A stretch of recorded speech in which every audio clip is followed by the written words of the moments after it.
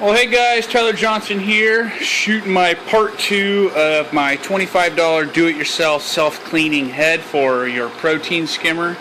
As you guys can see, there's a little bit of a difference in design right here than the last video. I have been working on this probably for the past couple hours, just kind of figuring out exactly maybe possibly a better way of doing this. But I'll go ahead and show you guys what the inside of this skimmer looks like after 7 days of not touching it whatsoever, and you guys will kind of see its efficiency. So I'm going to go ahead and kill the pump.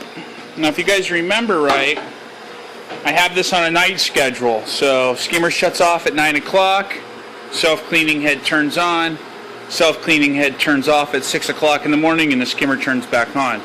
Now, I know a couple of you guys are asking, well, why would you want to turn your skimmer off if, you know, it's your main filtration?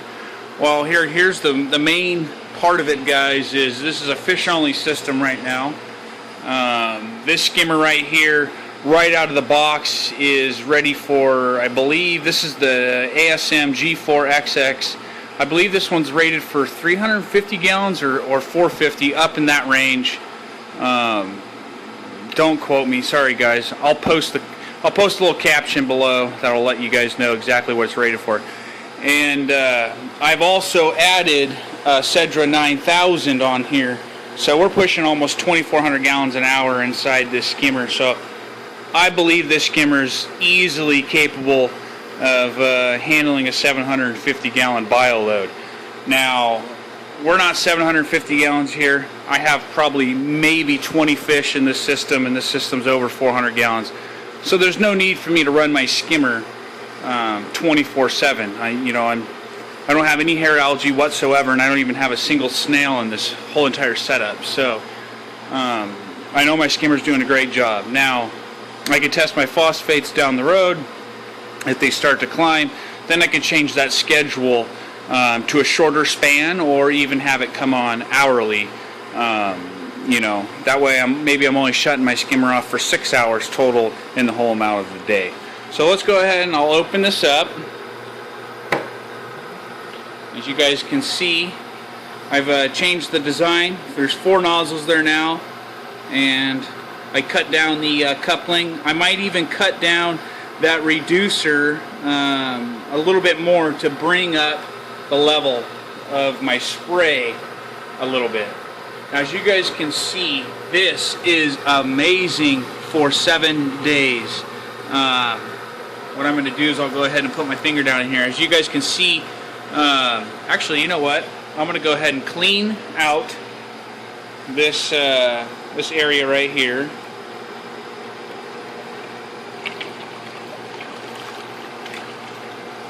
So we'll go ahead and wait for that to drain. That's my next basically upgrade for the skimmer. I'll be installing 360-degree misters all the way around, and I'll be having that running on probably like a MaxiJet, and basically that water will be coming from RO, so it'll clean this chamber, you know, 4 or 5 times a day, and then it'll drain into a 5-gallon res, which I want to change this whole setup basically to something that drains outside. And I think after that, guys, this skimmer should pretty much be maintenance free for the most part. I can't see any other issues other than the fact that, you know, sometimes having to clean some certain areas that the misters don't get to. Sorry guys, I got the chatting so much that I didn't even clean it out. So what I'm going to do, guys, is I'm just cleaning the outside of the cone. That's all I'm doing, okay? So you guys can see. That way we can actually see what's dirty and what's not dirty. I'm just cleaning the outside, as you guys can see. So, I'm going to go ahead and fill this up with water so we can rinse that cone out.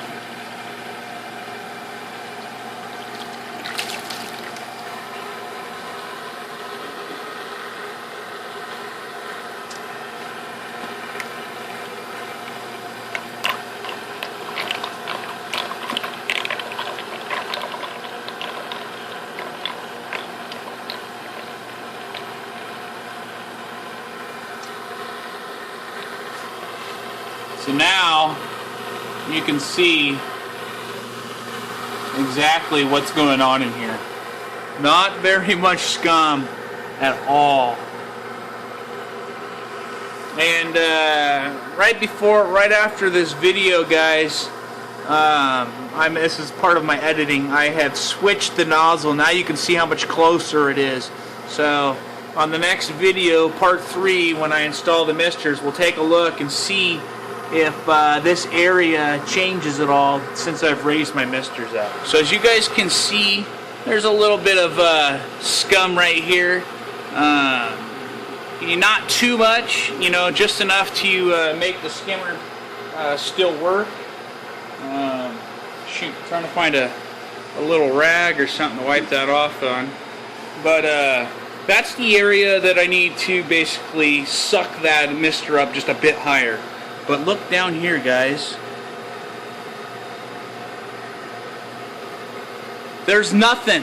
I mean, barely anything at all. And in 7 days, this thing probably pushes over 3/8 of an inch of just sludge all the way around, which, you know, is going to start restricting your cone. I think this is great. I still have just a little bit of slime on the inside after 7 days. I haven't had to do any cleaning to it whatsoever. So I would call this build a success, for me at least. It saves me a lot of time. You know, I used to have to take this thing off weekly and get in here and clean all that sludge, and I tell you guys, it was thick. So I'm super pumped that this install works. I highly recommend you guys giving it a try. I know it's kind of scary drilling holes inside your skimmer, but for a skimmer like this, guys, this thing can handle anything. And the cool thing about it, guys, is it's more efficient, less maintenance, and when I work on the road, it's the last thing that I really have to worry about, when it used to be the thing that I have to worry about all the time. It's just like on my 40 breeder. I got an ASM G1 on there. The sucker fills up probably once a week, so I have to climb up on the ladder, you know, empty out my collection cup, you know, once a week. Yes, that's an easy chore if you look at it, but as you guys can see, I got many other chores that I have to do to maintain these tanks. So that'll probably be my next upgrade. Now, as for my new upgrade, the next one that'll be in part 3 of this basically series is installing these 360-degree misters, or, you know, not necessarily misters. They pretty much squirt out like a little squirt gun. I'm going to be installing these in a few areas around this cup, and hopefully what that'll do is basically just kind of keep this area clean so I can still get in there and view.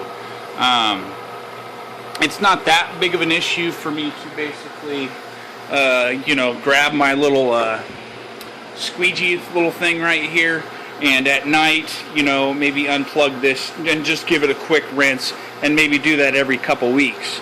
But other than that, guys, this thing rocks. It's probably my favorite piece of equipment on the whole entire system.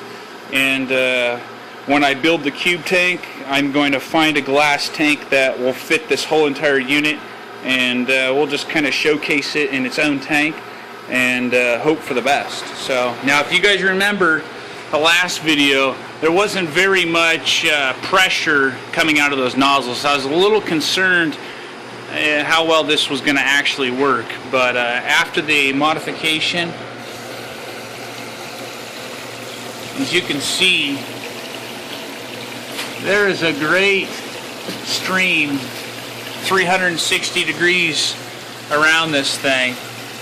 This thing is perfectly set up. So super stoked on the prototype. I still have a couple things in my head that I want to do to make this work, you know, more efficiently, but unfortunately I'm kind of stuck using these nozzles at the moment. I'm trying to basically build something that will spray down on a dome piece, and basically I'll get more power instead of coming out of 4 1/4-inch lines. I hope you guys enjoyed that upgrade, and you know, there's a little bit of a height difference in here. I just got to fix that because I basically just changed out this pump about, I don't know, 10 minutes ago, and I'm definitely getting a lot more power out of the quiet pump over the Mag 9. So post a comment down below, guys.